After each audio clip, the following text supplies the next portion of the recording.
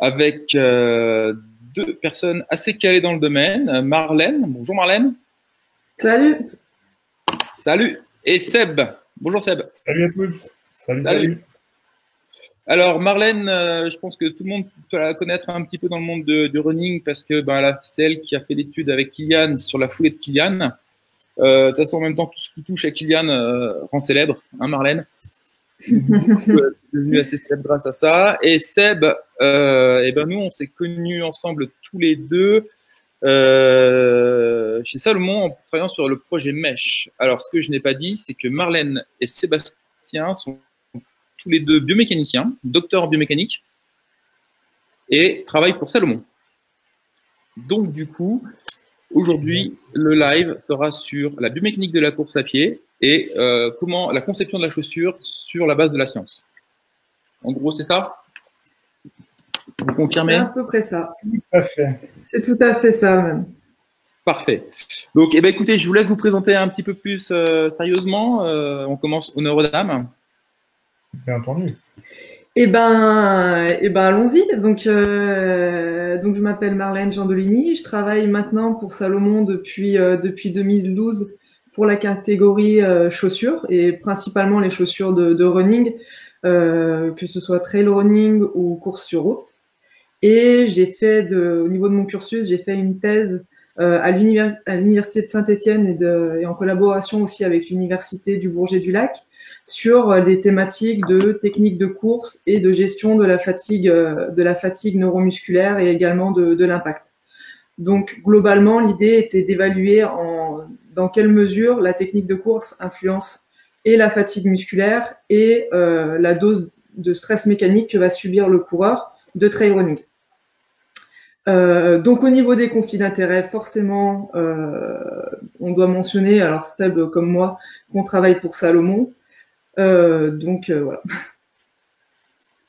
C'est important de le mentionner. Seb, on te laisse te présenter. Voilà. Et oui, donc moi c'est Sébastien Pavaillé.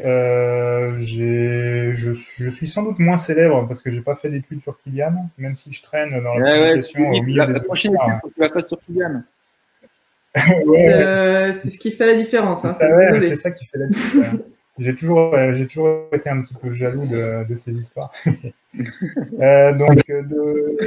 Depuis 2012 chez Salomon aussi, je suis entré dans la boîte juste après mes études de master, donc à l'automne 2012, et j'ai enchaîné avec un doctorat de type CIFRE aussi, donc entre 2013 et 2016, qui portait sur une thématique qui était proprioception et performance. L'idée, c'était de voir un petit peu les liens qui pouvaient exister entre l'acuité proprioceptive au niveau du pied et de la cheville et la performance dans des activités plus globales.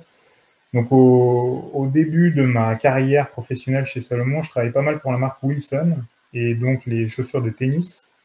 Donc les mouvements dont on parle et que j'ai étudié lors de ma thèse, c'était à la fois des mouvements de course à pied parce que Salomon, mais aussi des mouvements un petit peu latéraux, puisqu'on travaillait sur des chaussures de tennis, et donc les applications portaient sur ces deux domaines-là. Donc voilà, thèse soutenue en 2016, et depuis biomécanicien à plein temps pour Salomon, sur des projets plutôt orientés sur le trail running, et puis dernièrement, plutôt orientés sur des thématiques de fitting, c'est-à-dire de recommandations de chaussures pour des besoins particuliers, une anatomie particulière, une biomécanique particulière. Et puis pareil, un conflit d'intérêts étant employé par Salomon, forcément on a ce conflit-là, même si la science qu'on essaie de mener est la plus objective possible. On est d'accord. Alors, avant de vous laisser la parole, petite intro sur les chaussures, important de remettre ça. Donc, moi, j'ai bossé avec Salomon aussi sur le projet Mesh. C'est un de mes conflits d'intérêts. J'ai bossé avec d'autres structures, d'autres marques. Donc, voilà, je tenais à le préciser, même si je suis assez objectif sur ce sujet. Vite fait, en chaussures, en France, pour savoir, c'est quand même un peu moins de 9 millions de paires de chaussures de running vendues, rien qu'en France. Donc, ça fait quand même quelques paires de savates. Le marché mondial représente à peu près 40 milliards. Ça fait un peu de sous, je pense, un peu moins cette année, à mon avis, pas vrai? Vous me direz peut-être 2 mots sur ce sujet-là. Comment vous en êtes? Et aux US, le budget chaussures annuel par personne, c'est de $350 par an. Donc, ça fait à peu près, pour mettre à peu près où on en est chez le coureur, que ce soit une moyenne du débutant, du confirmé jusqu'au compétiteur. Et, et les femmes mettent un petit peu plus dans les chaussures. Bon, pas beaucoup, hein, $30 de plus dans les chaussures. Rien de bien méchant. Donc, voilà. Et donc, du coup, comment se comporte un peu Salomon ces temps-ci avec ce fameux coronavirus au niveau du boulot?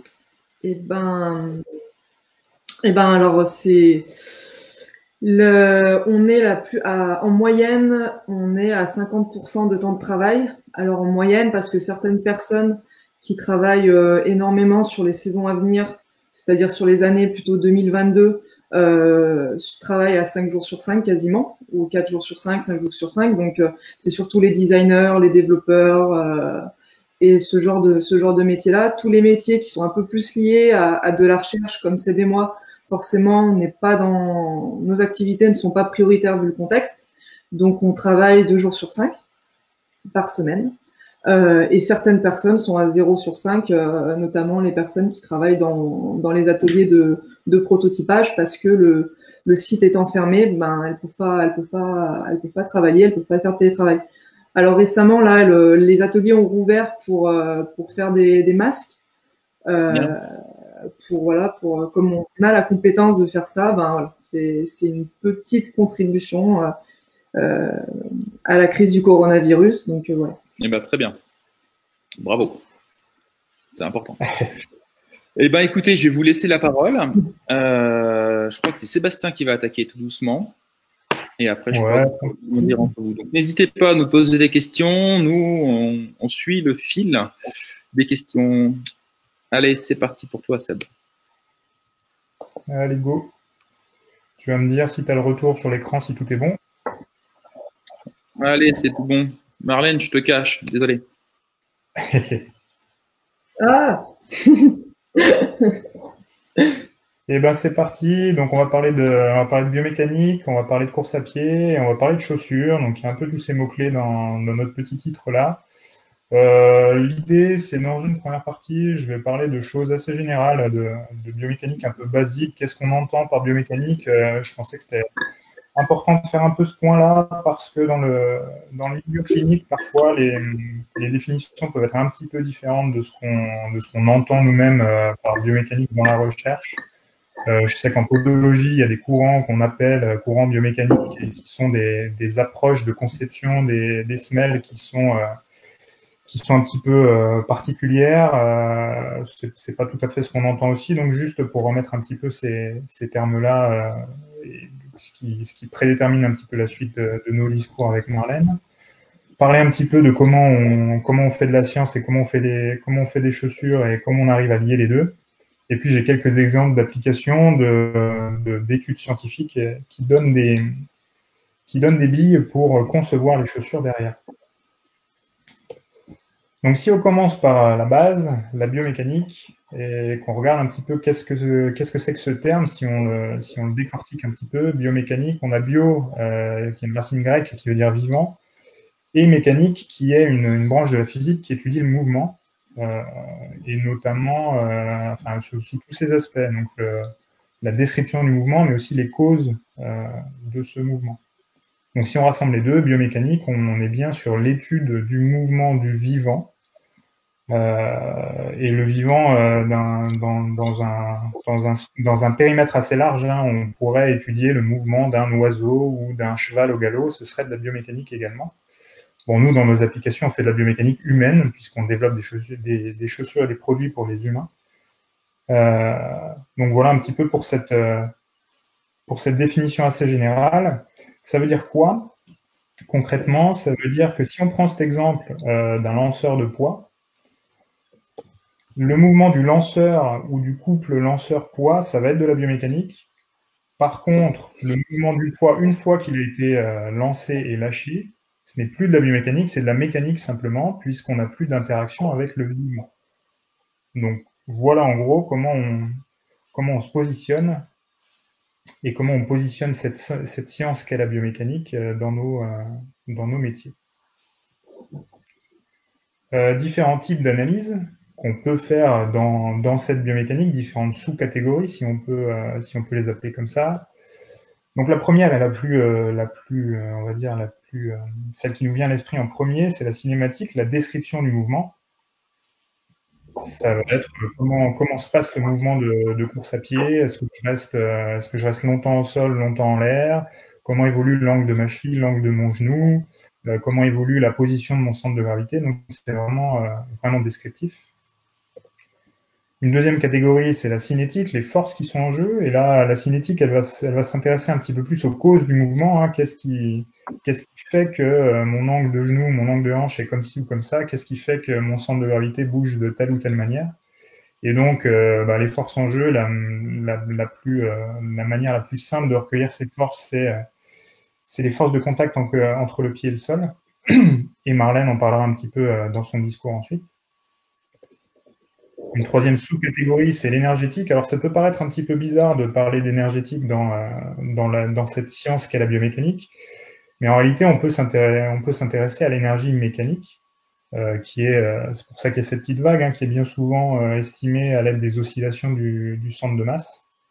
Et donc, on peut faire des analyses énergétiques et voir l'influence de certains facteurs sur la quantité d'énergie mécanique qui doit être produite par le coureur pour se déplacer.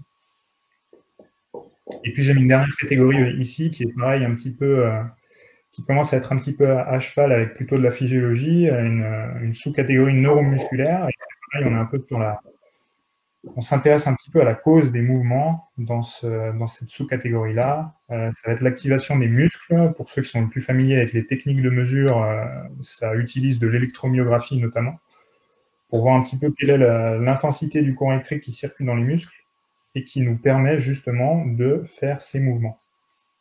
Donc voilà, je remets ces 4 sous-catégories.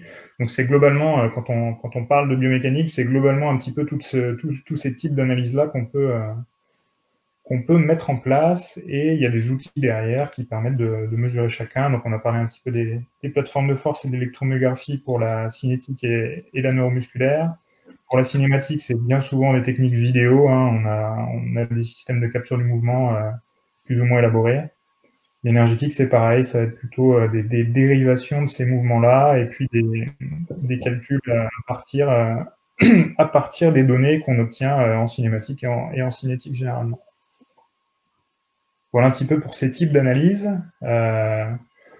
Donc on parle de biomécanique, mais en réalité, si on considère ce qu'on fait dans notre métier et ce qu'on est capable d'analyser pour concevoir des chaussures, c'est en réalité un petit peu plus large que la biomécanique simplement. Toutes ces images-là, elles illustrent un petit peu les différents champs scientifiques qu'on est capable d'explorer et sur lesquels on est capable de capitaliser pour concevoir des chaussures. Donc, vous avez des images qui représentent, je ne sais pas si on voit mon pointeur, mais en tout cas, en haut à gauche, on a une modélisation par élément fini. Donc, c'est un type de science qu'on est capable de mobiliser aussi. Donc, on retrouve en bas à gauche ce petit avatar de squelette. Donc là, on est purement sur de l'analyse du mouvement cinétique, cinématique. On voit des images de pression plantaire. On voit un pied instrumenté de capteur. Donc pareil, là, on est purement sur de la biomécanique. Ce qu'on voit au milieu, c'est toutes les personnes qu'on a là, c'est pour illustrer le fait qu'on est capable de manipuler des grandes bases de données. La science de la donnée, c'est aussi quelque chose qu'on essaie de développer, essayer de segmenter, de faire des catégories de coureurs. Donc c'est plus des analyses statistiques que biomécaniques dans l'histoire, même si ça se base sur des données biomécaniques. En haut à droite, on a plutôt de la physiologie et puis même de la neurophysiologie. Hein. On vient stimuler les muscles, voir ce qui se passe au niveau de la fatigue. Marlène en parlera mieux que moi également. Et puis en bas, ce qui se passe dans le cerveau. Donc c'est un peu tout frais, c'est de nouveaux champs scientifiques qu'on essaie d'explorer, de l'analyse sensorielle, de l'analyse émotionnelle, voir un petit peu comment on peut capter l'information un petit peu plus à la source quand un client, quand un utilisateur, un coureur vient parler d'un produit ou utiliser et essayer un produit. Qu'est-ce qui se passe un petit peu dans dans sa tête. Donc tout ça pour dire que biomécanique et biomécanique de la course, ok, on a vu un petit peu à quoi ça se réfère. Mais nous, dans nos métiers, ce qu'on essaye de faire, c'est de la science d'un point de vue un petit peu plus général, qui touche à différents champs, qu'on voit illustrer un petit peu ici, et essayer d'utiliser cette science, d'utiliser ces résultats ou ces méthodes et techniques pour concevoir au mieux nos produits. Il y a une petite question, Seb. Ouais. Il y a Jean-François Cabre, il est déjà chaud. Ouais. Voilà, Jeff, peut-être. Jeff. Bah, je te laisse poser la question, Marlène. Vas-y. Ouais, pardon. Ah, désolé. Donc, Seb, c'était une question par rapport à plus l'analyse mécanique de la chaussure. Si la question c'est, est-ce qu'on fait des analyses plutôt mécaniques sur les déformations, les contraintes, la durée de vie de la chaussure? C'est la première question. Oui, c'est des choses qu'on fait. Alors qu'on fait, quand je dis on, c'est on Salomon, c'est pas nous en particulier. Il y a des équipes dédiées. Ah, pardon, ça a changé. Des équipes dédiées qui sont chargées des tests mécaniques sur la chaussure. Donc c'est la différence un petit peu entre la biomécanique et la mécanique. Ces tests-là de caractérisation du produit en lui-même, il n'y a pas d'utilisateur dedans, il n'y a pas de vivant dedans. Donc, ça tombe moins dans notre périmètre. Ça ne veut pas dire qu'on n'en fait pas du tout. Hein. Il y a certains moyens de mesure qu'on aide à développer ou qu'on essaie de développer de notre côté et qui ne caractérisent pas l'interaction entre le vivant et le produit.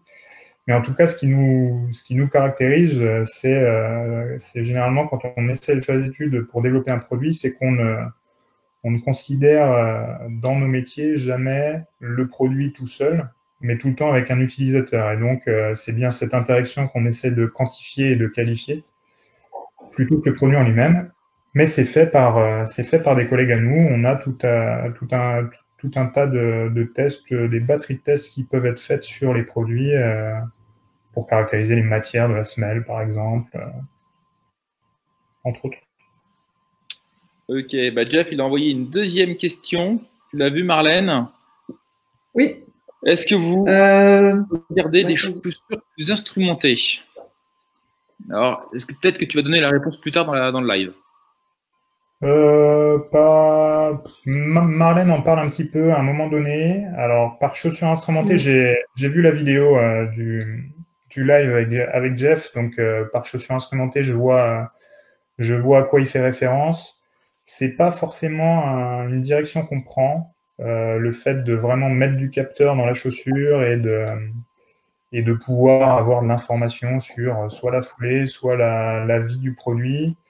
D'une part parce que la chaussure, ça reste, même si on essaie de les faire d'une durabilité convenable, ça reste tout de même un produit qui est un petit peu consommable. Donc l'instrumenter, ça serait quand même un petit peu dommage, une fois que la chaussure a fait son temps et qu'elle est foutue, de devoir se séparer un petit peu de toute l'instrumentation qui est à l'intérieur.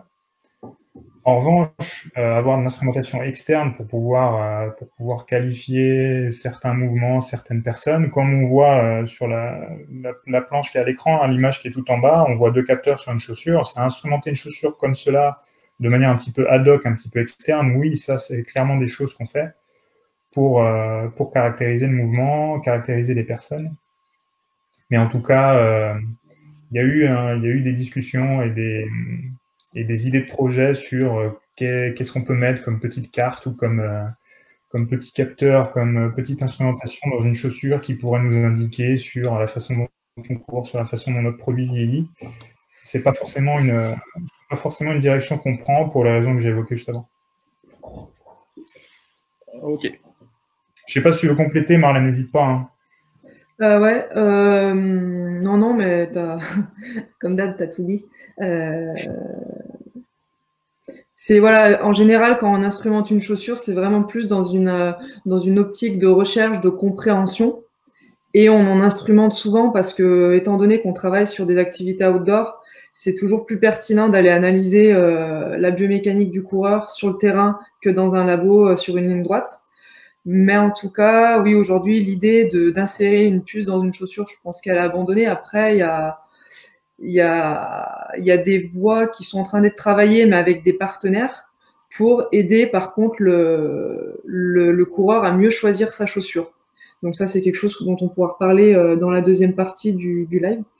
Okay. Mais c'est pas une technologie que nous, Salomon, nous allons mettre dans nos chaussures. C'est plutôt une collaboration avec un partenaire pour au moment de l'achat aider la personne à faire le bon choix. En fait. Je sais pas si tu veux compléter sur cet aspect, c'est à vous. Oui, bah, complètement. Hein. C'est ce que je disais un petit peu au début sur les thématiques sur lesquelles je travaille personnellement en ce moment, hein, sur les recommandations de chaussures. Donc, on est clairement là-dedans. Comment on prélève la bonne info sur un utilisateur en particulier, que ce soit en instrumentant une chaussure ou en le caractérisant lui, hein, en mesurant son pied, par exemple. Et ça rejoint un petit peu l'image du haut qu'on voit ici sur les bases de données un petit peu plus grandes. Comment on fait pour un utilisateur particulier le classer dans une catégorie ou adresser ses besoins du moins le plus précisément possible. Bon, après, ça rejoint un peu ce que tu disais hein, sur le phénomène des neurosciences, le ressenti des patients en fonction de son confort, de la couleur de la chaussure, important, on est d'accord, et tout ce qui va avec. Hein. Complètement. Et ben, nickel. Et il y avait une autre question de Fabien Gautron. Je ne sais pas si tu l'avais vu passer, Olivier. Ouais, une équipe, de crash test. Point d'interrogation. Ouais, je la vois aussi sur le téléphone, une équipe de conception crash test. Alors, c'est un petit peu l'équipe de conception. Si on dit une équipe de conception, en fait, on est tous des concepteurs finalement quand on réfléchit sur la plateforme. Hein. Tout le monde amène sa pierre à la conception des chaussures, même les personnes qui travaillent un peu plus sur les aspects commerciaux, finalement, faire revenir les besoins des marchés, ça fait partie du processus de conception. Donc, en fait, on pourrait éclater en plus de familles que ça. Je pense que la question, c'était est-ce qu'il y a une équipe de plutôt sciences du vivant et puis plutôt une équipe de sciences, enfin pas de sciences de la chaussure, mais de caractérisation plus précise de la chaussure. Et ça, en effet, oui, c'est un petit peu comme ça que ça fonctionne. Il y a des personnes qui vont plutôt, enfin comme nous, qui vont plutôt travailler sur l'interaction d'un être humain avec les produits. Et puis d'autres équipes qui vont plutôt travailler sur les produits en tant que tels et sur ce qui les compose, donc tous les composants, les matières et tous les éléments. Quoi. Et bien, parfait. Voilà un petit peu pour cet aperçu-là. La diapo suivante, c'est de la science à la chaussure. Globalement, comment ça se passe pour passer d'une question scientifique à un produit. Et donc, de manière très simplifiée, c'est ces 3 étapes là, qu'on voit ici. On commence par se poser une question ou des questions. On fait une étude pour répondre à ces questions ou à cette question. Et à partir de ces réponses, on conçoit un produit. Ça paraît assez simple, mais ça fonctionne plutôt bien de faire comme ça. Et donc, ce que j'ai derrière, c'est 2 exemples de questions qu'on s'est posées, d'études qu'on a mis en place pour y répondre et de produits qui sont sortis de ces résultats-là. Donc, le premier exemple, c'est une question que Pod Oxygène s'était posée aussi et qui a été adressée dans l'UTMB. Alors, Olive, tu pourras compléter, je ne sais plus en quelle année c'était. Mais ouais, en tout cas... On a eu le live dessus avec Stéphane qui nous a expliqué l'étude. Ouais, exactement. J'ai écouté aussi cette vidéo-là. Et la question qu'on se pose et qu'on s'est posée et qu'on continue à se poser un petit peu aussi, parce que c'est jamais trop fini ces histoires, mais c'est de combien les pieds gonflent-ils pendant une course de longue distance. Bon, empiriquement, tout le monde se dit, et tous les coureurs de longue distance le disent, au fur et à mesure de la course, j'ai le pied qui gonfle, ça commence, faut que je change de pointure, je sens que mon pied prend plus de place.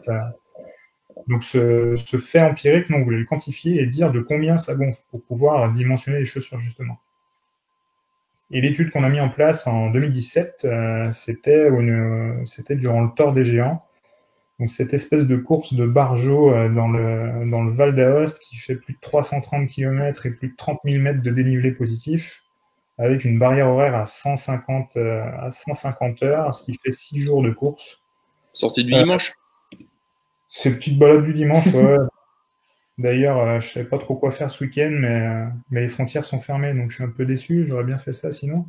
Vous voyez le tracé là, hein, vous voyez tous les cols que les coureurs ont à gravir et ce qu'on voit aussi, alors on le voit pas trop, mais on voit des numéros un petit peu qui sont les bases de vie. Donc c'est comme sur l'UTMB, il y a des espèces de gros checkpoints où les coureurs peuvent se reposer, se restaurer et se refaire un petit peu la cerise. Donc il y en a un petit peu plus que sur l'UTMB dans cette course-là. Et nous, en 2017, on a eu la chance de pouvoir accéder à certaines d'entre elles, pour pouvoir faire des mesures pendant la course, donc à certains points intermédiaires. Et donc ce qu'on voit en bas, c'est qu'on s'est baladé avec notre scanner de pied. Et donc on a fait des mesures au début, avant la course. On a été à la première base de vie à 50 km. On a été à peu près à mi-course. Et puis on a fait des mesures à la fin de la course aussi, juste après. On essayait de prendre les coureurs tout de suite, enfin du moins le plus rapidement possible après qu'ils aient franchi la ligne d'arrivée. Et donc ce qu'on a observé sur les dimensions du pied, c'est aucune différence entre les mesures qui ont été faites avant la course et puis les mesures à la première base de vie à 50 km. 50 km qui sont parcourus entre une dizaine et une quinzaine d'heures. Donc pas de différence à cette première base de vie.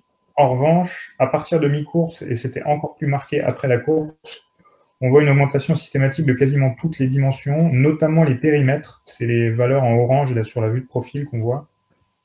Et donc sur les périmètres, c'est vraiment marqué. Hein. On voit qu'on est à 150 km, on est déjà à plus 4, plus 9 mm, et à la fin de la course, plus 7, plus 17. Plus 7 mm sur le périmètre avant-pied, c'est une pointure complète, c'est 2 demi-pointures. C'est la différence entre un 42 et un 43 1/3 chez Salomon. Donc c'est assez substantiel comme différence. Les largeurs augmentent aussi, donc c'est à peu près proportionnel. La seule dimension qui bouge jamais, c'est la longueur du pied. Ce qui est aussi assez intéressant, puisque comme on sait que les chaussures et la gradation entre les pointures est majoritairement faite sur la longueur. Donc en fait, ce qu'on voit, c'est que finalement, le pied il pourrait tenir dans la même boîte en longueur. Ce dont il a besoin, c'est de volume. C'est finalement d'avoir plus de place pour que le volume du pied occupe la chaussure. Et donc partant de ça, la S-Lab Ultra, qui est derrière la S-Lab Ultra 2, ici il manque le petit 2, a été conçue avec ces espèces de petites ailettes que vous voyez apparaître en jaune ici, qui sont reliées au Quick Lace. Et donc l'idée de ça, c'était de pouvoir accommoder de manière un petit peu plus flexible et un petit peu plus précise l'augmentation du volume du pied, sachant que la longueur n'augmente pas. Donc l'idée, ce serait pourquoi pas de garder une chaussure de même pointure, donc de même longueur globale, et de pouvoir s'ajuster du mieux possible en volume. Donc voilà en gros un premier exemple à partir d'une étude scientifique, comment on transforme les résultats, à partir d'une question qu'on se pose, comment on transforme les résultats pour faire des caractéristiques de la chaussure adaptées à ça. Ouais, c'est marrant parce que tu retrouves exactement les mêmes résultats que ce qu'on a eu en fait. Rien jusqu'au kilomètre 50 et après le 50, boum, d'un coup ça explose. Alors vous avez pu tester encore jusqu'à beaucoup plus loin, à 330 bornes. Les pieds, ils reviennent, c'est des espèces de boudins. Mais c'est bien, la longueur ne change pas. Donc oui, en effet, il faut adapter vraiment à la two-box, même si on change de chaussure à mi-course. Exact.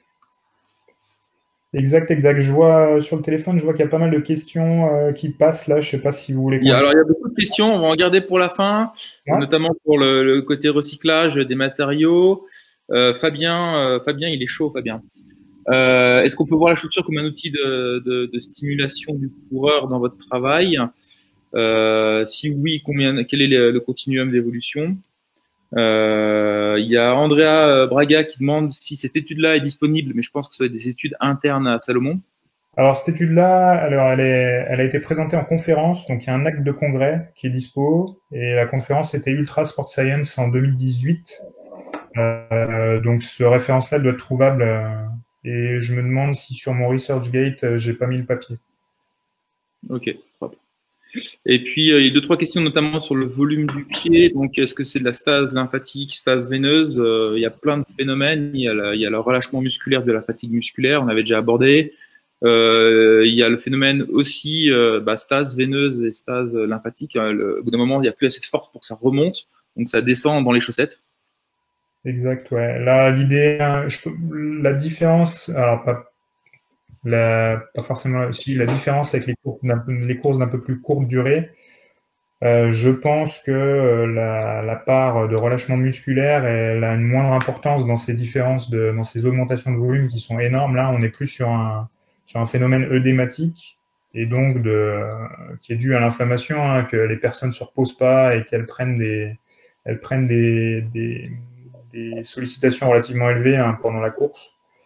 Et donc on a cette inflammation qui s'installe et puis une sortie de liquide du compartiment cellulaire qui vient se mettre là où il y a de la place et par gravité, notamment dans les pieds. Mais on voit des œdèmes qui apparaissent sur la figure des personnes aussi, hein, quelques jours après la course. C'est des choses qui arrivent aussi, donc c'est sans doute ce genre de phénomène. Après, il y a un autre phénomène après la course, c'est que vu qu'ils sont en déshydratation générale, ça, le docteur Jean-Luc Lemal pourra nous en parler un peu mieux. Vu qu'ils sont en déshydratation générale, il y a un phénomène de surcompensation derrière où le corps va venir restocker de l'eau et c'est comme ça qu'on aura des œdèmes post-course.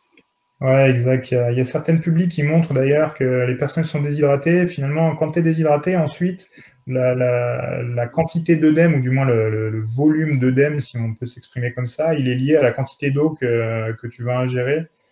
Il y a des études sur de l'ultra-biking, notamment, je crois, des personnes qui font du vélo très très longtemps, des 24 heures de vélo, ce genre de choses, et ils montrent que ceux qui boivent le plus, c'est ceux qui ont le plus d'œdème, finalement, à la fin de ce genre d'événement. Ok. Et puis du coup, je vois qu'il y a un gros périmètre au niveau du périmètre malléolaire. Ça augmente pas mal. Je relate une anecdote personnelle et professionnelle, donc d'un patient qui lui, alors il faudra faire attention avec la fatigue. Je pense que Marlène pourra peut-être en parler. Sur ce genre de course-là, on arrive en fatigue, on va dire extrême. Il n'avait pas ressenti que sa chaussette, une chaussette donc de contention, avait fait un pli, avait roulé. Et en fait, ça lui avait créé une sorte de garrot au niveau de la cheville. Il avait les pieds complètement démaciés. Et ça lui a fait une plaie sur le tendon du releveur, du jambier antérieur, du tibial antérieur, jusqu'à aller au corps du tendon. Impressionnant. Oh putain.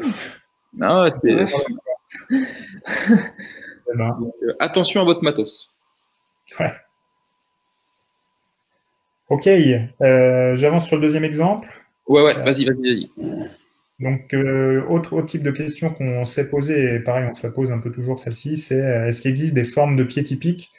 Alors, on est un peu sur les mêmes outils, hein, on voit à nouveau notre scanner de pied, et puis donc l'idée ici, c'est de se dire est-ce que pour une même longueur de pied, puisque notre gradation elle est faite à partir de cette longueur, est-ce qu'on arrive à faire des catégories de largeur, si on veut, ou de volume, pour qu'on puisse un petit peu adapter la conception des chaussures. Donc là, il y a eu des grosses campagnes de mesure, des grosses campagnes de scan qui ont été faites. Et donc, ce qu'on voit ici apparaître, tous les petits points, c'est une mesure. Donc, on a des bases de données qui font quasiment 10 000 points de données sur ces campagnes-là. Et donc là, ce qu'on a fait, c'est utiliser du coup un petit peu de science des données et un petit peu de segmentation pour voir comment on pouvait rassembler ces pieds dans différentes catégories. Et donc, on voit qu'on est capable, de manière assez intuitive, hein, de faire 3 catégories, des pieds plutôt fins, des pieds plutôt moyens et des pieds plutôt larges. On voit qu'on a même des pieds très très larges à l'extrême droite de ce graphique-là.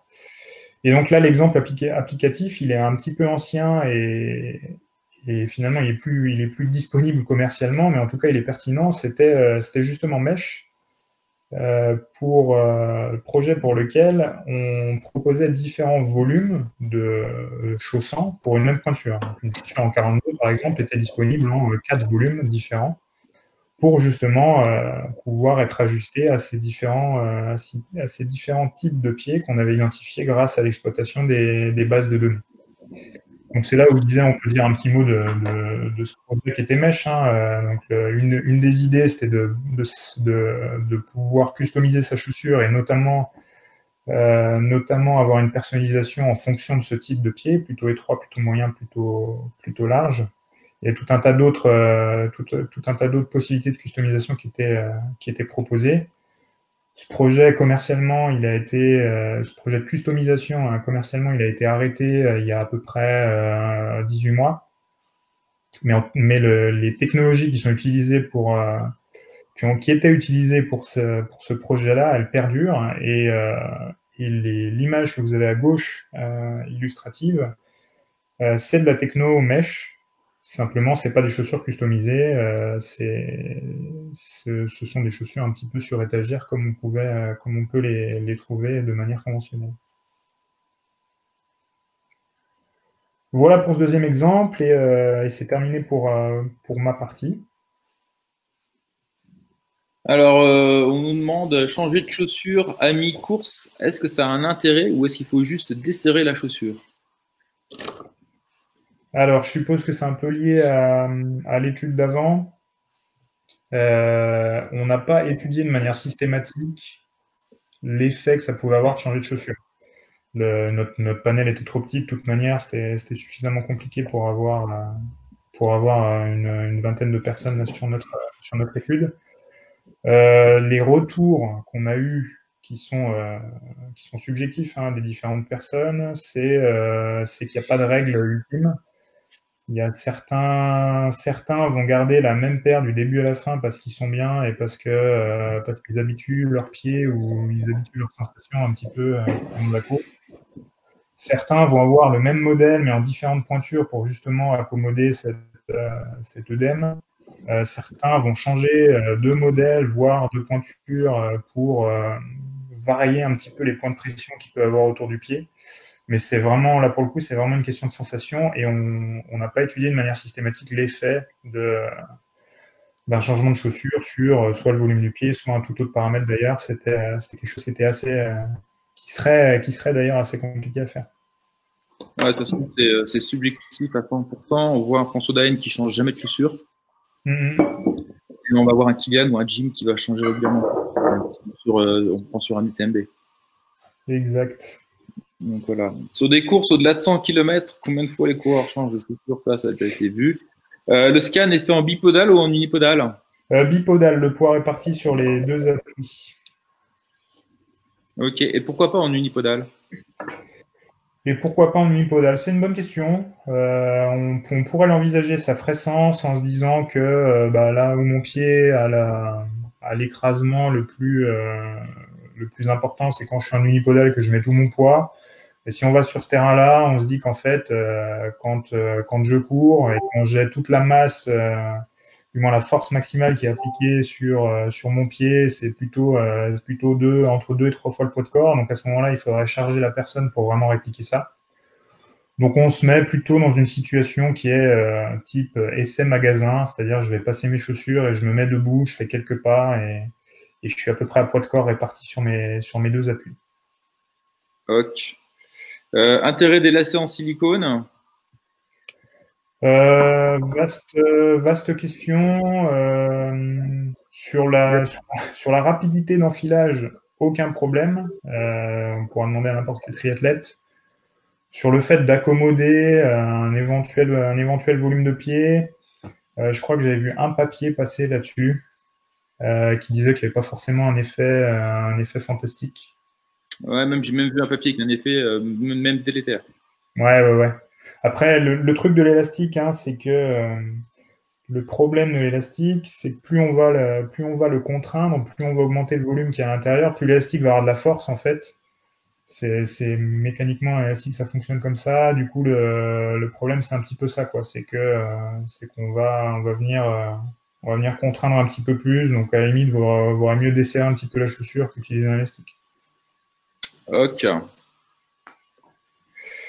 Eh ben, on est pas mal là. Est-ce qu'il y a eu d'autres papiers dans la littérature sur l'évolution du pied? Oui, on a fait un papier avec Stéphane Vermand et l'équipe d'Oxygène, donc sur l'UTMB 2017, si j'ai mémoire, qui amenait exactement au même résultat. Ouais, puis il y a un peu de biblio sur d'autres activités. Donc il y a un truc sur du VTT, je crois que c'est du VTT très longue distance. Je crois qu'il y a 2-3 papiers sur du DK Ironman, des trucs vraiment très longs, et sur une course qui s'appelle la Trans-Europe, les mecs qui font 5000 km à pied pour traverser l'Europe. Et il y avait de la mesure œdématique par IRM aussi, c'était assez intéressant. C'était une belle étude, ça. Ouais. J'ai plus les auteurs à l'esprit, mais je peux trouver.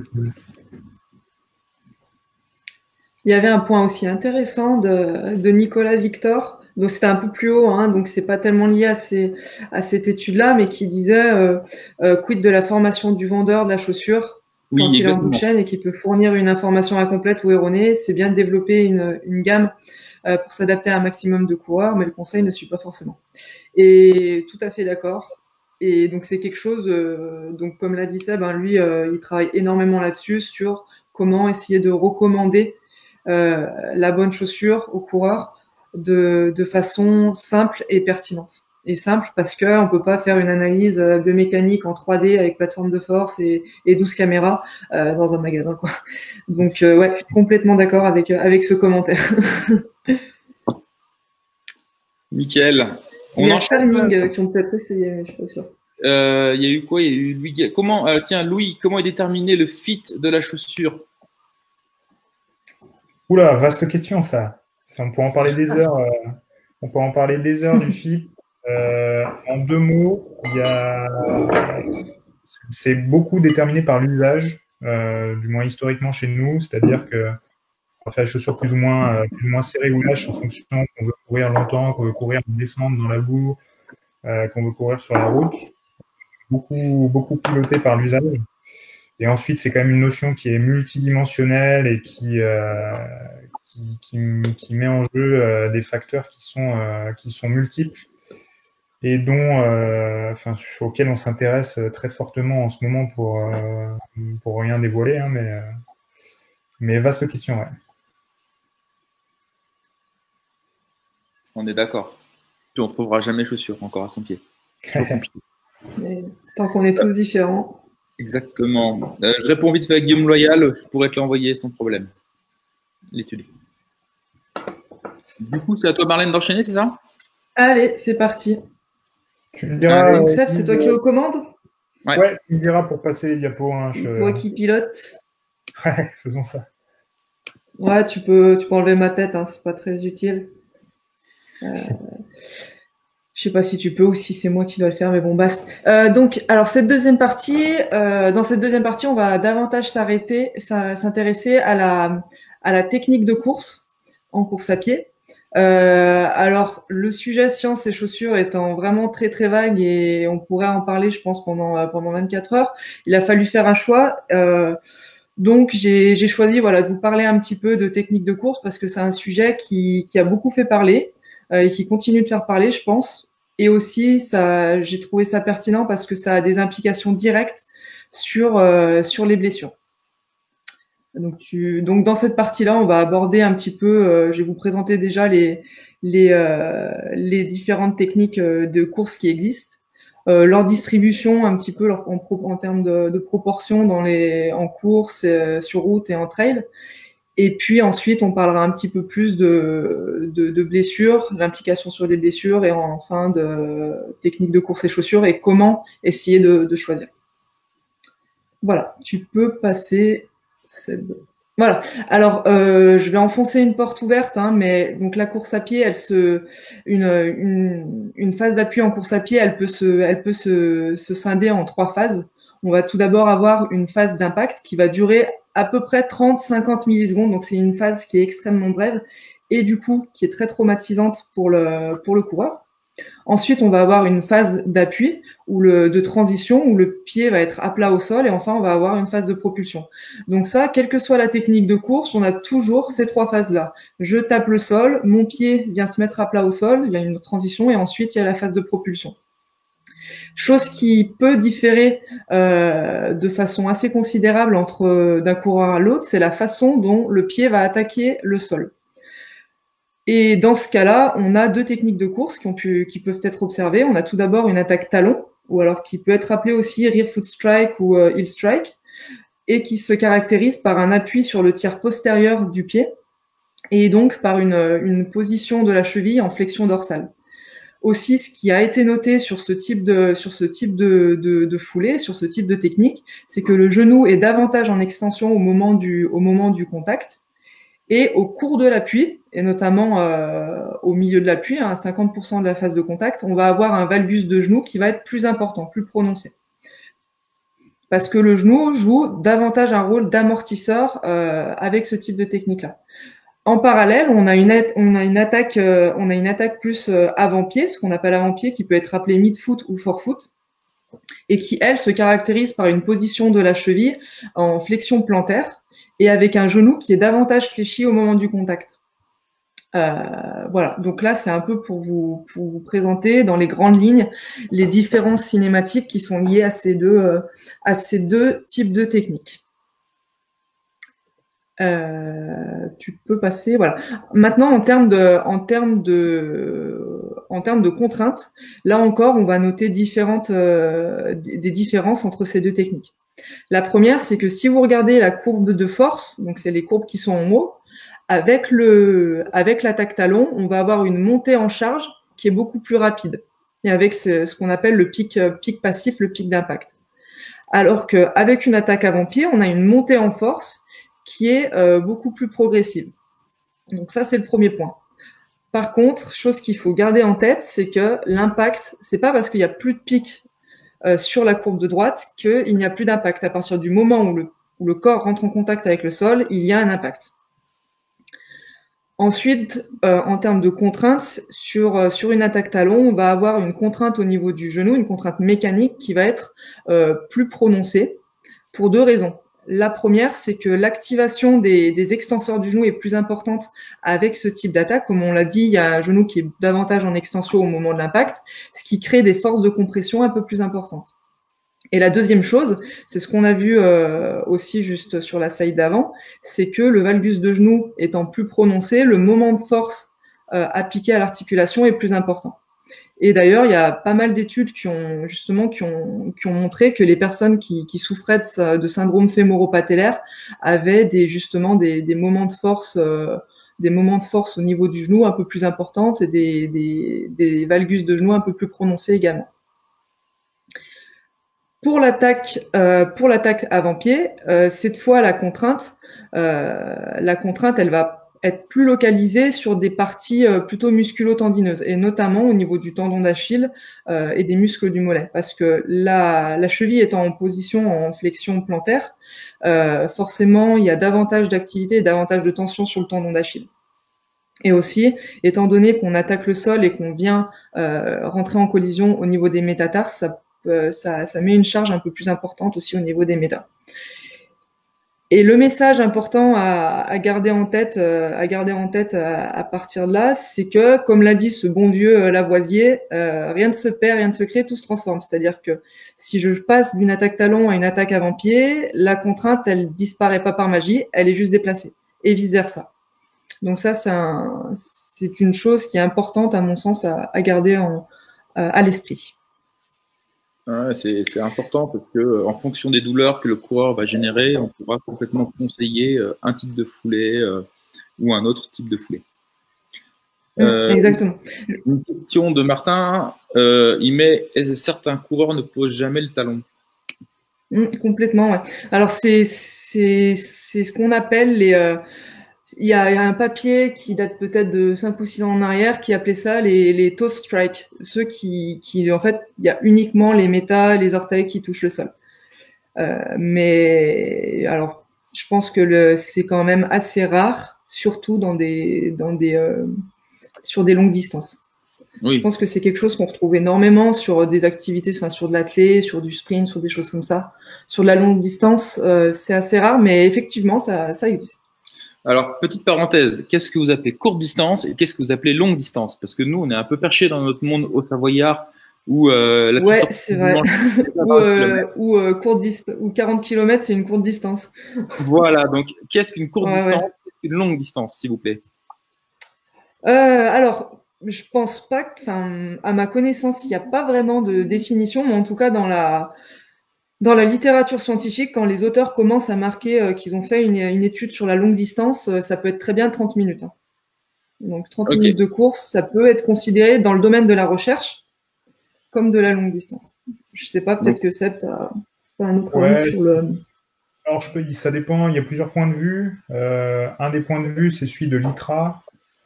L'ITRA, il dit que l'ultra, ça commence à partir de 40 km et que de l'ultra courte distance, de l'ultra moyenne distance, puis de l'ultra longue distance. Et donc, en gros, tout ce qui est en dessous de 40 km, c'est du courte distance entre elles. Donc, pourquoi pas. C'est une définition qui est un peu marketing de mon point de vue. C'est-à-dire qu'elle ne se rattache pas forcément à des réalités physiologiques ou biomécaniques. Après, si on réfléchit un petit peu physiologiquement à ce qui se passe, on pourrait éventuellement se dire que toute activité qui se passe en dessous du seuil d'accumulation du lactate, ça va être de la course de longue distance. Donc, on va dire que ce qui se passe après un 10 km, ça commence à être de la longue distance. Moi, je le verrais bien un peu comme ça. Tout à fait. Donc, souvent, nous, on va dire qu'en tant que trailer, on fait une courte distance. Déjà, un 20 bornes, c'est une courte distance pour nous. Donc, pour certaines personnes, c'est déjà une course qui est inatteignable. C'est clair. Complètement.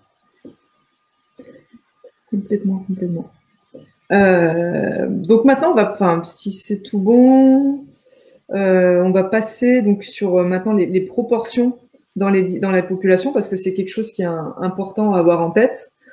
Et si on regarde sur des activités, sur de la course à pied sur route, des études qui ont étudié justement la pose de pied des coureurs allant du 1500 au marathon, ces études-là mettent en évidence que la proportion de personnes attaquant par le talon est d'environ de 30% sur du 1500 et elle est supérieure à 90% sur du marathon.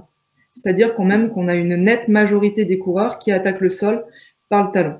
Et même chez des coureurs élites, hein, la proportion reste relativement importante, comme l'a montré là, cette récente étude qui a étudié les poses de pied sur un championnat du monde de marathon et qui montre que même chez des élites, il y a quand même 75% de personnes qui attaquent par le talon. Ça fait. En trail running, pardonnez-moi l'expression, mais c'est un peu plus le bordel. Parce que le trail running, c'est pas toujours plat, c'est pas toujours le même terrain, ça monte, ça descend, et par conséquent, le coureur doit sans arrêt s'adapter. Et donc des mesures qu'on a pu faire vraiment in situ, hein, en conditions réelles de trail running, en plaçant justement deux petits instruments de mesure sur la chaussure, nous a permis vraiment d'avoir les poses de pied à chaque pas pendant 10, 20, 40 km. Et ce qu'on a pu observer chez différents coureurs, élite ou pas élite, c'est qu'il y a de la variabilité. Donc, il y a des profils qui sont un peu plus portés plutôt avant-pied que d'autres et d'autres plutôt arrière-pied. Notamment, on a par exemple Kylian qui ne pose le talon que 18%, que dans 18% des cas. Mais dans l'ensemble, il est impossible de dire, de demander à un trail runner, OK, qu'est-ce que c'est ta technique de course? Parce que on change sans arrêt, en fait, parce qu'on doit s'adapter. J'ai une question à te poser, tiens, sur cette étude. Sur quelle distance tu l'as faite? Laquelle Celle-là, sur la foulée de Kylian. Ah, celle sur la Kylian classique. Bah, la Kylian classique, c'était une course de 40 km. Ouais. Et en fait, on avait deux accéléromètres placés sur la chaussure, un accéléromètre placé sur le tibia, et aussi on avait une centrale GPS qui était synchronisée à tout ça. Le problème, c'est que la centrale GPS, il y avait plus de batterie au bout de 20 km. Donc, on avait les données de pose de pied pour les 40 km, sauf que sur la deuxième moitié, on n'aurait pas su à quel moment, quel type d'appui arrivait. Donc, c'était un peu moins pertinent pour nous de présenter ces données-là, parce que ce qui est intéressant, c'est de les confronter, de les mettre en parallèle du profil de course. Donc voilà. Donc là, ne sont présentés que 20 km sur cette étude-là, il me semble, de mémoire, mais c'était sur une course de 40. Ouais, mais du coup, donc les résultats qui se présentent, c'est sur 20 km, montée et descente, c'est ça? Et donc, du coup, en montée, c'est un peu normal de poser que l'avant-pied et pas le talon. Oui, bien sûr. Ouais. Donc aussi, les cas vont jouer là-dessus. C'était une question que je me posais en permanence. Ouais, c'est sûr. Alors, par rapport à ce papier-là, justement, la vocation de cette publication-là, elle était plus à l'époque de valider une méthode d'évaluation de la pose de pied plus que d'évaluer la pose de pied de Kylian au final. Ouais. Mais ouais, forcément, méthodologiquement, c'est clair que c'est un gros biais parce qu'on n'a pas les mêmes proportions de montée et de descente et voilà. Non, mais je la trouve super parce qu'en fait, je m'en sers beaucoup de cette étude en formation justement pour montrer la variabilité de la pose de pied au sol. Et une bonne remarque de Jeff qui dit que Jim Wemsley ne pose pas le pied au sol.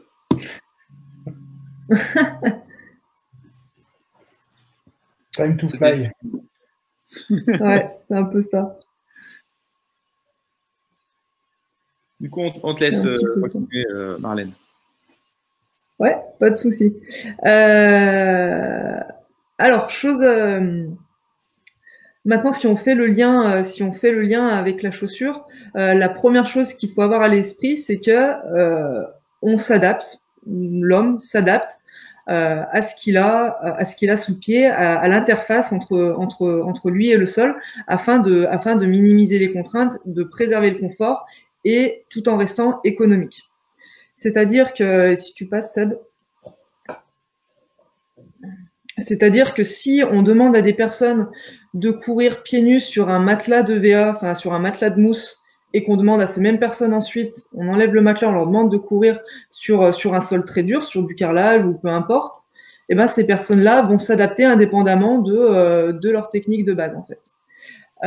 Donc ça c'est important, et comme vous pouvez le voir sur ces images-là, une personne qui naturellement donc, sans prendre en compte la construction de la chaussure, parce que sur l'image de gauche, la personne était pieds nus sur un matelas de VA, elle pose le talon. Si on enlève le matelas, elle pose davantage le pied. Comme vous pouvez voir, l'articulation au niveau de la cheville, le pied est moins en flexion dorsale. Donc en fait, on s'adapte à ce qu'on a sous le pied, et notamment à la dose de stress, afin de minimiser ce stress-là, parce que l'homme n'aime pas l'inconfort, donc on s'arrange pour le minimiser. Et ce qui explique pourquoi, si demain, chez vous, vous enlevez vos chaussures et vous mettez à courir sur le carrelage, peut-être que les premiers pas, vous allez les faire sur le talon, mais qu'au bout d'un moment, vous allez avoir un espèce de feedback qui va vous dire « Ah, en fait, c'est douloureux, je m'adapte et je vais attaquer davantage sur l'avant du pied parce que c'est moins traumatisant pour moi. » Donc ça, c'est un point qui est important à prendre en compte, c'est qu'on s'adapte à ce qu'on a sous le pied. Et à mon sens, ce qui est important, c'est de mentionner, c'est que selon les personnes et selon notre foulée de base et notre foulée naturelle, le fait de s'adapter va nous demander plus ou moins d'énergie. Si je reprends ce cas-là de courir sur un matelas ou courir sur un sol dur, une personne qui naturellement attaque le sol par l'avant du pied, si on enlève le matelas, ça va pas lui poser de soucis particuliers, ça va pas lui demander un effort d'adaptation très élevé. En revanche, une personne qui naturellement attaque par le talon, si j'enlève le matelas, ça va lui demander un gros effort d'un point de vue réorganisation biomécanique pour s'adapter. Et je pense que ce qui est important, c'est d'essayer de faire en sorte, avec la chaussure, de minimiser justement cette adaptation, ce niveau d'adaptation-là, et de faire en sorte que la chaussure soit au mieux adaptée à la foulée préférée du coureur. C'est un peu les théories en ce moment qui sont sur lesquelles travaillent différents labos, notamment au Canada et puis aux États-Unis. C'est ce qu'ils appellent le Preferred Movement Path. Et c'est qu'en fait, ce paradigme est très intéressant, hein, et il part du principe qu'on est tous différents, on a tous des anatomies particulières, des géométries articulaires particulières, des laxités ligamentaires particulières, qui fait que nos articulations ont un certain degré de liberté, et qui peut expliquer aussi pourquoi certains courent naturellement sur l'avant du pied et que d'autres courent naturellement, sont plus confortables à courir sur le talon. Et je pense que c'est important de respecter ça. Ouais, ça c'est les travaux de Niggs. Ouais, exactement. C'est Beno Nick qui avait travaillé sur ça, et c'est beaucoup travaillé aussi par l'université du du Massachusetts avec Joe Hamill et puis aussi l'université de Cologne avec Stephen Wiltwacher. Bon, même si c'est des concurrents, ils font un boulot formidable, mais c'est Brooks justement qui travaille avec ces universités-là dans ce paradigme-là qui est très intéressant. Et du coup, qu'est-ce que tu penses justement des travaux de Cyril Gein sur les préférences motrices? Bah, on en avait parlé là, on était allé voir, on avait rencontré Cyril avec l'équipe et en fait tout est lié et ces histoires de pose de pied rentrent totalement, sont une partie de ces préférences motrices en fait. Donc pour moi c'est totalement lié à cette histoire on a chacun notre préférence motrice. Alors certains les appellent techniques de course. À mon sens, technique de course, c'est juste une petite partie de la préférence motrice. D'autres l'appellent preferred movement path. Et Nig est toujours vivant. Hein. Je vois, c'est marrant ça. Je vois que... ouais, il est toujours vivant. Et voilà. Et je pense que tout ça est lié. Je pense que là où il y a eu une grosse évolution au niveau recherche, c'est que il y a quelques années en arrière, il fallait que tout le monde attaque. Il y avait les écoles de course pour apprendre aux gens à attaquer par le talon. Ensuite, il y a eu la période où il fallait que tout le monde attaque par l'avant du pied. Et de plus en plus, on se rend compte que qu'il n'y a pas de bonne ou de mauvaise technique. On a chacun notre schéma préféré, naturel, et qui nous est le plus économique pour nous. Et par contre, à nous de faire en sorte que ce schéma-là ne soit pas détérioré par l'équipement, alors que ce soit les semelles, alors les semelles c'est un peu particulier parce qu'il y a aussi après des pathologies derrière, mais en tout cas avec la chaussure, où dans la plupart du temps on n'est pas des docteurs, on fait des chaussures pour des gens qui sont la plupart du temps pas blessés. Donc voilà, à nous de faire en sorte de respecter au mieux cette biomécanique-là. Ces biomécaniques-là, parce qu'il y en a, du coup il y en a pas qu'une. Pour information, donc le monde de la podologie est quand même bien conscient des préférences motrices. Nous les appelle plus préférences motrices en mode français et non pas mode américain. Donc nous, on est déjà bien au courant de tout ça. Et c'est marrant parce qu'il faut savoir qu'on ne s'est pas du tout concerté avant avec donc Marlène et Sébastien à ce sujet-là. Donc voilà. Question, le trail running entraînerait-il moins de déséquilibre musculaire par rapport à un running en ville? C'est un point très intéressant. J'y reviendrai dans une ou deux slides. D'accord. Mais c'est très intéressant. Ouais, question de Fabienne. Est-ce que la chaussure pourrait-elle faciliter l'adaptation du coureur à un style de foulée? Ben alors, on va passer à la slide suivante. Seb, si tu le veux bien. Donc voilà, comme on l'a dit, ce qu'on a sous le pied, ça influence la façon dont on court. Et donc ça, c'est une étude qui avait été menée par un Nicolas Orbet, un membre de notre équipe, et par Pierre Samozino, qui avait démontré qu'en fonction de la hauteur de semelle sous le talon et aussi du drop de la chaussure, alors le drop de la chaussure, c'est la différence de hauteur entre l'arrière et l'avant, et la pose de pied était plus ou moins prononcée sur l'avant-pied ou sur l'arrière ou sur le talon. Donc clairement, la géométrie de la chaussure influence cette variable-là. Et c'est en ça qu'il ne faut pas faire n'importe quoi dans la conception et dans le choix de la chaussure également derrière. Donc tu peux passer, Seb, s'il te plaît, parce que du coup j'ai un exemple pour illustrer ça. Donc le parfait exemple, à mon sens, pour illustrer ça, justement, cette notion de comment adapter la géométrie de la chaussure à la technique du coureur. L'exemple le plus parlant pour nous chez Salomon, c'est l'exemple de Kylian qui, en 2006, courait avec cette magnifique grosse XT S-Lab qui était assez massive, qui était lourde, mais surtout qui avait 10 mm de drop, et notamment 30 mm de hauteur talon, ce qui est assez énorme. Bon, alors Kylian, c'est Kylian, donc il gagnait quand même, il était quand même bon, mais au moment un de ses feedbacks qu'il a fait aux équipes de développement à l'époque, c'était de dire cette chaussure, elle me convient pas, elle est trop lourde, j'ai envie d'une chaussure que je sens pas. Dans tous les travaux qui ont été menés pour essayer de répondre à ce besoin-là, on a notamment donc évalué sa technique de course et on s'est rendu compte qu'effectivement Kylian, au final, la plupart du temps, il n'avait pas besoin de toute cette dose d'amorti au niveau de l'arrière de la chaussure et qu'en contrepartie, on pouvait du coup gagner un petit peu de poids sur la chaussure en venant réduire la hauteur talon et avoir un drop plus bas qui, pour lui, était optimal. Et donc, de là est arrivée la Sense S-Lab qui, du coup, faisait plus que 200 grammes et 4 mm avec un drop de 4 mm.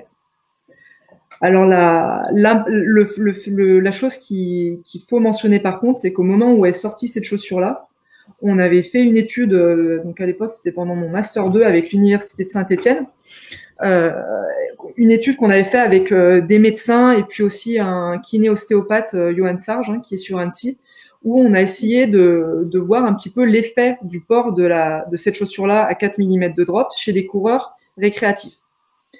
Donc, ce qu'on a fait dans cette étude-là, c'est qu'on a recruté des coureurs qui attaquaient par le talon et qui couraient à peu près peut-être 1 ou 2 fois 45 minutes par semaine en complément de leur pratique sportive, et on leur a fait un plan.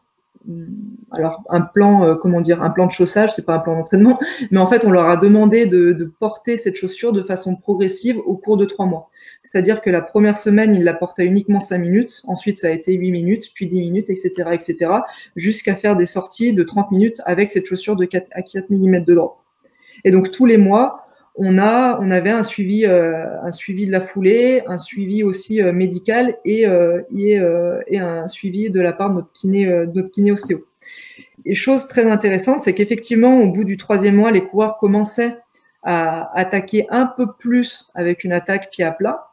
Mais en contrepartie, il y en avait énormément, alors c'était pas tous, mais il y en avait quand même pas mal, qui s'étaient blessés, qui avaient soit des tendinites, des périostites ou des choses un petit peu dans ce goût-là. Donc tout ça pour dire que cette chaussure-là à 4 mm de drop, elle a été faite pour une foulée bien particulière, qui était celle de Kylian à l'époque, mais il y a d'autres personnes pour qui elle serait très bien. Mais c'est pas une chaussure faite pour tout le monde. Et c'est ça qui, à mon sens, encore une fois, si on reparle de préférence motrice, c'est pas une chaussure qui est faite pour tous les types de coureurs. Et c'est important d'avoir ça en tête. Parce que un changement drastique de chaussure induit un changement drastique de biomécanique qui change du coup les contraintes et donc qui peut induire un risque de blessure plus important sur certains tissus. Donc la question, donc, faut-il changer de foulée pour être plus performant? Ouais. Non. Enfin, moi je dirais que non, parce que si on n'est pas blessé, naturellement, les êtres vivants, et pas seulement les hommes, mais tous les êtres vivants, ils choisissent une locomotion qui leur est la plus économique. Ce qu'on veut, c'est que quand j'ai besoin d'aller au fond du jardin, je vais marcher d'une façon qui va me demander en gros le moins d'effort. Donc naturellement, on adapte déjà le schéma moteur qui nous est le plus économique. Et à mon sens, si on ne souffre pas de blessures particulières, de blessures récurrentes, de blessures chroniques, à mon sens, il n'y a aucune raison d'essayer de changer. Si on est sain, si on est performant, il n'y a pas de raison de changer.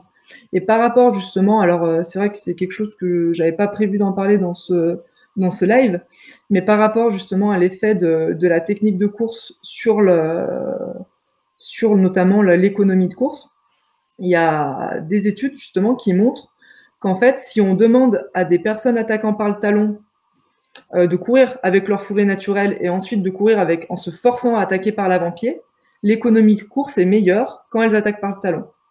Maintenant, si on prend des personnes qui naturellement attaquent par l'avant du pied, qu'on leur demande de courir naturellement, et qu'ensuite on leur demande de se forcer à attaquer par le talon, ces personnes-là vont être plus économiques avec leur foulée naturelle. Tout ça pour dire qu'on est le plus économique avec la foulée qui nous est naturelle, avec notre préférence motrice en quelque sorte.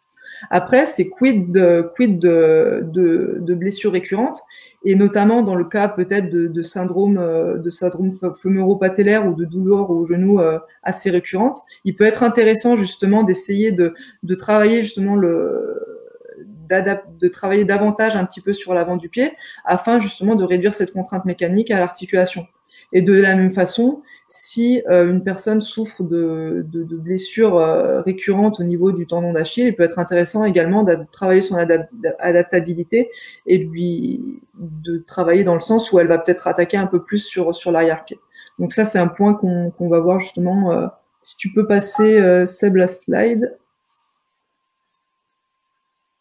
Voilà. Donc alors là, c'est un peu ce que je viens de dire, hein, c'est que en fait c'est une étude qui est hyper intéressante, c'est une étude prospective d'1 an qui a été faite sur à peu près 200 coureurs, des coureurs attaquants, des coureurs chaussés et des coureurs pieds nus. Et clairement, cette étude, ce qu'elle montre, c'est que les deux populations sont blessées pendant 1 an, les deux populations se blessent, c'est juste que la localisation des blessures est différente.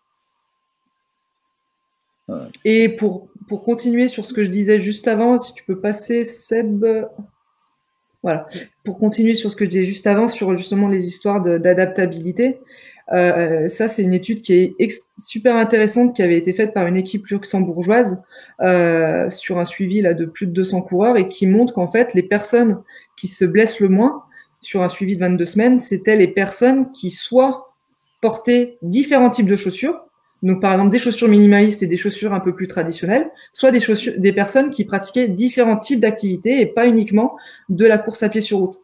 Et clairement, cette étude, là où elle est très intéressante, c'est qu'elle montre que le fait de porter différentes chaussures, et ça peut être du pied nu aussi, hein, ça peut inclure du pied nu, ou alors pratiquer différents types d'activités, ça fait qu'on va solliciter le corps différemment, et en sollicitant le corps différemment, je vais éviter les surcharges qui sont très répétitifs, toujours sur la même structure. En fait, on va vraiment travailler on va dire la plasticité et l'adaptabilité du coureur. Et à mon sens, c'est hyper intéressant parce que ça évite, entre guillemets, de taper toujours sur la même articulation ou toujours sur le même tendon. Donc, ça permet de bien doser et le stress mécanique. Voilà. Sur cette partie un peu plus blessure et pose de pied. Je suis allée peut-être un peu vite, mais je voyais l'heure, alors je me disais. Non, c'est parfait. Franchement, depuis le début, c'est un peu du caviar, donc c'est parfait. Nous, on adore. D'ailleurs, il y a tellement de questions que je sais même pas si on pourra toutes les traiter. Je crois qu'il y a un moment, les questions sont arrivées en rafale. C'est assez impressionnant. Ouais, bah après, je peux envoyer mon mail et puis après, on peut discuter. Enfin, s'il y a des personnes qui ont des questions. Des questions un peu particulières, il n'y a pas de souci pour en discuter. Hein. On a 2 jours sur 5 de travail en ce moment, donc on a du temps. Ouais, c'est gentil, c'est gentil. Pierre-Olivier Morin demande le nom des 2 chercheurs qui bossent sur le mouvement préférentiel, donc NIG et l'autre. Alors je peux retrouver le papier, je pourrais les envoyer, mais c'est donc il y a un papier de Benno Nigg, Nigg N-I-G-G. dont il parle de ça. Et puis il y a aussi Joseph Hamill avec Stephen Willwatcher. Donc Hamill, ça s'écrit H-A-M-I-L-L et Willwatcher, W-I-L-L-W-A-C-H-E-R, quelque chose comme ça. Ouais. Et, ouais. Et voilà, voilà. Et sur cette étude, la luxembourgeoise, qui est assez intéressante, je pense notamment pour les praticiens, c'est Malissou, M-A-L-I-S-O-U-X. Et donc cette étude, par rapport à la question de la personne juste avant, je ne me rappelle plus du nom, mais est-ce que le trail running est une bonne façon, alors je ne me rappelle plus exactement de la tournure, hein, mais une bonne façon pour travailler l'adaptabilité ou quelque chose comme ça, c'était? Est-ce que c'était moins contraignant musculairement par rapport à la course sur route? Il y a eu tellement de questions que j'avais pas à la retrouver. Ça doit être ça, ouais. Mais clairement, c'est... entraînerait-il moins de déséquilibre musculaire par rapport à un running en ville? Alors, je ne sais pas s'il y a vraiment des études qui ont étudié ça de façon expérimentalement robuste, mais en tout cas, à mon sens, par rapport au niveau, dans l'absolu, au niveau de contrainte, je suis pas sûre que le trail soit moins traumatisant, parce qu'on a notamment les phases de descente qui, le travail excentrique, musculairement, il n'y a pas pire. Mais par contre, l'avantage du trail, c'est que d'un appui à l'autre, ou alors d'une section à l'autre, ou du kilomètre à l'autre, je vais devoir changer ma foulée pour m'adapter. Et je pense que c'est en ça que c'est intéressant, c'est-à-dire que dans l'absolu, c'est pas forcément moins contraignant. Ce qui est peut-être, et d'ailleurs on le voit sur les études qui ont été faites sur de la fatigue, hein, on atteint des pertes de fatigue de 30%, des pertes de force de 30%, donc c'est extrêmement traumatisant. Mais par contre, je pense que c'est avantageux dans le sens où la charge est un peu plus répartie sur différents groupes musculaires. Alors, bon, je pourrais encore en parler pendant des heures, hein, mais c'était notamment un papier pour montrer ça, hein, cette histoire de variabilité et l'effet que ça peut avoir justement sur la fatigue et sur la contrainte musculaire. C'est une étude qu'on avait menée pendant ma thèse pour ceux qui sont du coin du Bourget-du-Lac et tout ça. On avait demandé à des gens de courir. Alors, on a toujours des idées un peu à la con. On avait demandé à des gens de descendre le plus vite possible de la Dent du Chat jusqu'au labo. Donc, ça faisait une descente de 1300 mètres de dénivelé, donc assez énorme. Et ce qu'on avait observé, on avait mesuré la pose de pied pendant la descente, et ce qu'on avait observé, c'est qu'en gros, il y avait 3 groupes de coureurs. Il y avait les personnes qui majoritairement attaquaient pendant la descente par le talon, celles qui majoritairement attaquaient plutôt par l'avant du pied, et celles qui étaient à peu près à 50-50, qui mélangeaient énormément les types de pose de pied. Et à la fin, les personnes qui présentaient le moins de fatigue neuromusculaire au niveau des fléchisseurs plantaires et également des extenseurs du genou, c'était les personnes qui variaient énormément. Indépendamment de la performance, du temps ou de la vitesse de course, les personnes qui présentaient moins de... Voilà, on a perdu Marlène. Ah, ça c'est le fond de vallée, ça. C'est le fond de vallée de Marlène. Pourtant, elle était bien partie, hein. Ouais, j'avoue, on l'arrêtait plus là. Tu veux donner un petit mot là-dessus ou pas? C'est elle qui le maîtrise le plus. J'étais en train de regarder les questions. Il y a un paquet de trucs qui seraient intéressants à discuter. Elle est Ouais, revenue. il y a un paquet de questions là que j'ai regardé. Peut-être que tu vas pouvoir répondre sur notamment l'incidence de la technique attaque talon médio-pied avant-pied sur la performance et l'économie de course. Alors ça, Marlène, il a répondu un petit peu avant en disant que quand t'es un coureur qui est rear foot striker ou du moins qui attaque par l'arrière du pied plutôt naturellement, si on te force à changer vers l'avant du pied, ça va dégrader l'économie de course. Et inversement, si t'es un coureur qui attaque sur l'avant habituellement et qu'on te force à attaquer par l'arrière, ça va dégrader l'économie de course. Et ensuite, c'est les optimisations dont Marlène avait parlé au début, hein, quand tu attaques par l'arrière, tu mets plus de contraintes sur ton squelette et notamment sur ton genou, et à l'inverse, plus de contraintes sur ton tendon d'Achille et tes muscles du mollet quand tu attaques par l'avant du pied. Donc, c'est grosso modo ça. Hein. Ok. Mais à me dire à la même vitesse, on va dire récréatif standard, est-ce qu'un coureur talon consommera autant ou plus ou moins qu'un coureur avant-pied? C'est pareil si c'est sa technique de course favorite ou du moins préférentielle, il y aura pas de différence. Ok, parfait. Question, quid du carbone actuellement? Alors, je sais pas dans quel contexte a été posée la question, je l'ai vu passer un petit peu plus haut. Ouais. Je crois qu'on parlait de réduction du poids ou ce genre de choses. Si Ouais, c'est c'était sur les modèles performance type les Nike, etc. Ouais. Donc ça, il me semble que vous avez pas mal abordé le sujet dans un live précédent Avec de carbone. Donc sur l'allègement des chaussures, on n'est pas là-dessus. Hein. Mettre du carbone dans les chaussures, on n'est pas sur ce point-là pour les alléger. On est là pour changer un petit peu les bras de levier au niveau de la propulsion. Et pour apporter une efficacité mécanique, justement, on parlait d'énergie mécanique au tout début, apporter une efficacité mécanique un petit peu meilleure et donc diminuer un petit peu le coût énergétique, sachant que ça vient pas uniquement de ce carbone, ça vient aussi de la matière qui est employée pour concevoir la semelle. Donc c'est aussi quelque chose qui est multifactoriel. Ouais, on est tout à fait d'accord. Question de Thibaut Guyou. Un schéma de course qui entraîne une pathologie directement liée à la préférence avec du matériel adapté, donc à la préférence, doit-il être corrigé, donc aller à l'encontre du coureur et de son confort de course habituel? Oui, s'il déclare là je réponds en tant que clinicien, S'il va déclarer une pathologie sur son schéma de course avec un modèle adapté à son schéma de course, ça veut dire qu'il sera en difficulté ou en limite de son schéma. Alors, on devra lui montrer une porte de sortie, donc lui changer de foulée. Admettons un coureur talon qui va déclarer une patho du genou, on devra lui montrer la foulée avant-pied. Donc, ça ira, tout ira avec. Donc, une chaussure plus fine, des conseils de foulée adaptés, donc augmentation de cadence, pose avant-pied, etc. Et à l'inverse, s'il va déclarer des pathos, on va dire d'avant-pied, on sera obligé de l'emmener en arrière. Mais il sera jamais comme un vrai coureur talon. Il mettra juste un peu moins d'avant-pied.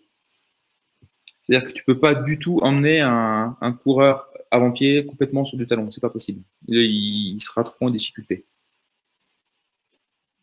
Du coup, là, je suis en train de faire le tour un peu de... Tiens, je ne suis pas là depuis le début de la visioconférence, mais avez-vous peut-être déjà traité le sujet des matériaux sous le talon? Sont-ils vraiment amortissants? Si oui, pendant combien de temps et combien de sorties? Alors, donc il y a eu tout un tas de tests qui ont été faits sur différents matériaux de semelles pour améliorer les paramètres d'impact et d'amorti. Pareil, Marlène a beaucoup travaillé là-dessus. Il y a beaucoup de littérature sur le sujet aussi. Donc oui, il y a des matériaux qui sont plus amortissants que d'autres. Toujours pareil, ça dépend de quels paramètres on va optimiser. Parce que quand on parle d'amorti, est-ce que c'est la sensation d'amorti? Est-ce que c'est la dissipation du choc? Est-ce que c'est la filtration des vibrations? Est-ce que c'est plutôt le retour d'énergie? Donc, ça dépend un petit peu de quoi on parle. Mais en tout cas, tous ces paramètres-là, ils sont modifiés par différentes matières. Le retour de Marlène. Le retour de Marlène, parfait, du coup. Ah. Et quand la question est intéressante pour la durée dans le temps. La durée dans le temps, et donc sur une sortie, c'est une bonne question. Je pense que ça, j'ai pas d'études à l'esprit qui me viennent sur au cours, j'en sais rien, entre le 0 et le 5e kilomètre, parce que c'est différent entre le 15 et le 20e, par exemple. En revanche, sur des sollicitations multiples, ça, c'est des choses qu'on est capable de répliquer en labo, et ça va dépendre des matériaux aussi. Il y a certains essais de matériaux sur des protos qui, au bout d'un cycle qui correspondait à 10 km, passaient pas les standards, et donc la formulation n'a jamais été utilisée. Et à l'inverse, il y a des matériaux qui sont suffisamment résilients, donc qui vont revenir en forme suffisamment bien pour qu'ils puissent être utilisés sur un millier de kilomètres. Ok, donc moi j'avais bossé pour une autre marque et on avait justement des résultats comme quoi au bout de 300 bornes, les chaussures étaient bien fatiguées quand même. Et elles avaient du mal, justement leur résilience avait du mal à revenir à leur point de vue. Ouais, ça dépend du matériau, mais c'est vrai que les EVA les plus communément utilisés, ça fatigue au bout d'un moment. Et puis c'est lié à la structure de la matière, hein, le fait que les petites alvéoles qui sont dans la mousse, elles ne reviennent plus en forme au bout d'un moment, et que ça s'est un peu tassé. On est d'accord. Marlène, tu voulais finir sur ce que tu étais partie, là, tu étais bien partie, on te sentait motivé sur ta technique. Ouais, désolé, je suis désolée. En plus, des fois, c'est la passion qui parle, je parle beaucoup et ça a tout coupé. Désolée. J'espère que c'était clair. Quand je parle, ça part peut-être un peu dans tous les sens.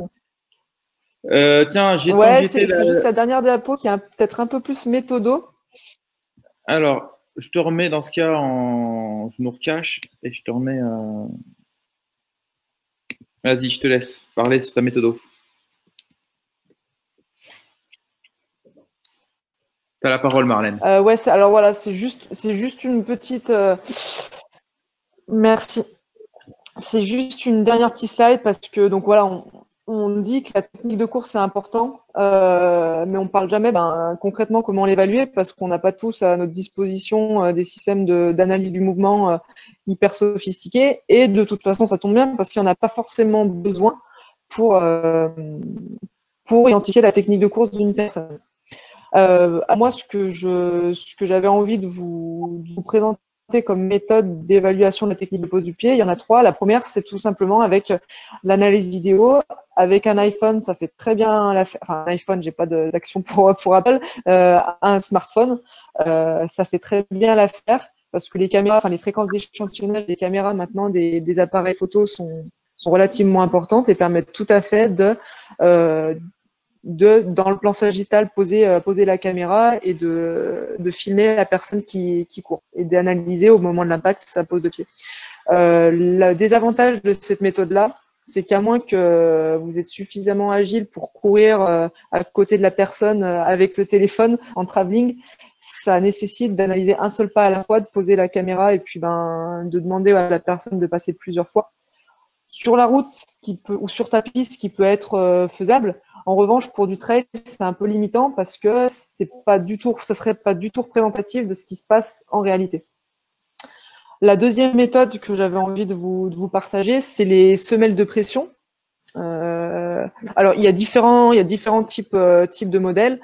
Nous, je sais que récemment, on a acquis ce modèle, ce système-là à Salomon, qui est Boticon, et qui a l'avantage d'être sans fil et qui peut se glisser, alors venir en remplacement de la Sockliner, de la première propreté, et qui permet justement de mesurer pendant des heures et des heures les pressions plantaires et du coup aussi l'endroit de l'impact.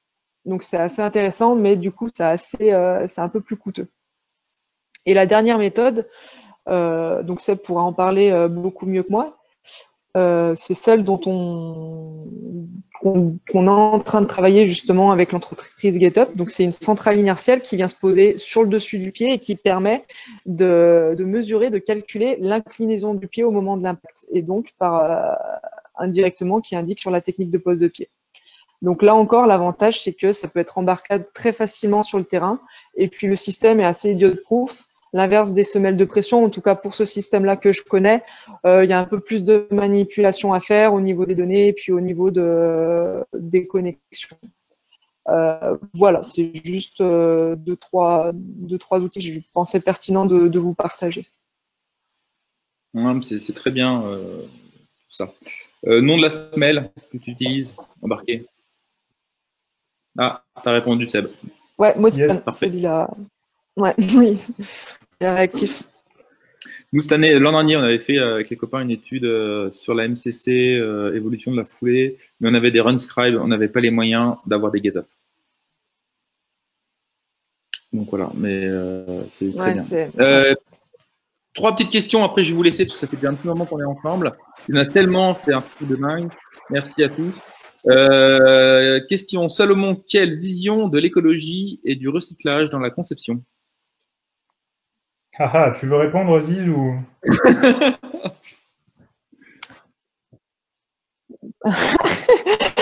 je peux commencer à en dire un mot, et puis je pense que tu auras des choses à dire en complément. On a un projet, qui s'appelle Play Minded Programme, PMP, en interne au footwear, et qui vise vraiment à adresser ces thématiques-là. Donc, on a un premier produit qui va voir le jour, que je dise pas de bêtises, c'est quoi? C'est à l'automne ou dans un an? C'est peut-être dans un an. Qui, en fait, qui, une fois recyclé, permet de concevoir une coque de chaussure de ski alpin. C'est une chaussure qui est full TPU, qui est en TPU, et qui, par des systèmes de recyclage dans les usines, derrière, permet de concevoir les coques alpines de ski alpin. Donc ça, c'est la première petite pierre à l'édifice. Et puis, on a des lignes directrices aussi en interne, où justement, on doit maintenant, dans nos projets, toujours intégrer cette dimension écologique dans nos produits, à essayer d'utiliser de moins en moins, petit à petit, jusqu'à ce que ça disparaisse, des produits, des matières, en tout cas non recyclables. On va essayer d'aller vers du... C'est compliqué, c'est très compliqué de faire du 100% recyclable, mais c'est quelque chose qu'on essaye d'intégrer petit à petit, mais qui va se faire de façon progressive. Alors nous, on est très très peu impliqués dans ces projets-là, c'est pour ça que je suis peut-être pas très précis sur tout ce que je peux dire, mais en tout cas, c'est quelque chose d'un point de vue produit, qu'on considère énormément, et qui est un des gros piliers des axes d'exploration chez nous aujourd'hui. Parfait. Peut-être que tu as d'autres trucs à ajouter. C'est totalement complet. Hein. Il y a tout, comme tu disais, il y a tout un programme qui est même global sur la marque Salomon. Et au niveau du footwear, alors il y a des choses qui sont prises en compte, pas uniquement le fait que la chaussure soit faite en matériaux recyclés ou recyclables, mais aussi qu'est-ce qu'on va faire de ce matériau quand on va vouloir le recycler, ou comment on s'approvisionne de ce matériau recyclé. Parce que vous imaginez bien que si on recycle une chaussure, mais qu'il faut qu'on l'envoie faire la moitié du tour de la Terre pour la recycler, il n'y a pas forcément d'intérêt. Donc tout ça est pris en compte dans le programme. C'est aussi pour ça que la chaussure de course à pied, elle est recyclée en une chaussure de ski, parce qu'on n'a pas besoin de l'envoyer faire la moitié du tour de la Terre pour ce processus-là. Donc il y a tout ça qui est dans l'équation.